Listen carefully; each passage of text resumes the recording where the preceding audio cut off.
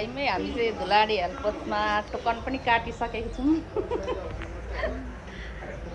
हाम्रो बिरामी चाहिँ यता यता छन् धेरैजना। हेलो भन, हेलो भन, कलिप हेलो भन, हेलो। अन्त है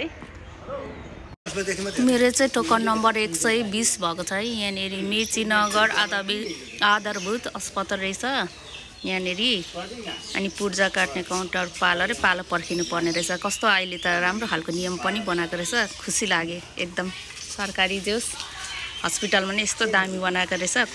कसैलाई यताउता भन्नु नि मिल्ने परेन। टोकन नम्बर बनाएकोले एकदम दामी भयो।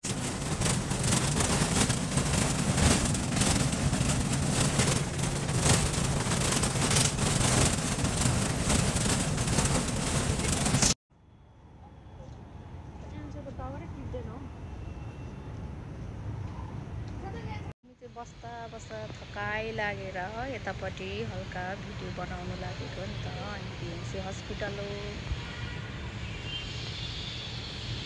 अनि वाक्क लागिसके बस्दा कति बस्नु है। डक्टरलाई पर्खिनु पर्ने, रिपोर्ट पर्खिनु पर्ने। 4 घन्टामा रिपोर्ट आउने र हामीले बिहानै आएको 6:30 बजी नै हिँड्नु चाहिँ हिँडेको। अनि 6:30 बजी हिँड्दा पनि ब्लडको रिपोर्ट 4 घन्टामा मात्रै आउने अरे। त्यही भएर पर्खिराखेको छु, वेटिङमा छौँ हामी चाहिँ। कस्तो दामी है। यति चाहिँ जोस् राम्रो गरेको छ बिएमसीले। गार्डनहरू ट्याक्क बनाइदिएको छ, राम्रो छ।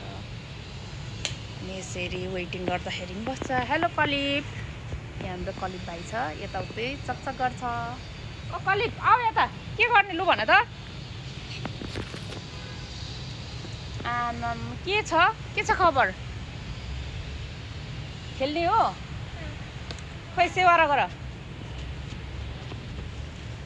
कलिपको चाहिँ यति धेरै चकचक छ कि आमा परसम्म जाँदैछ है।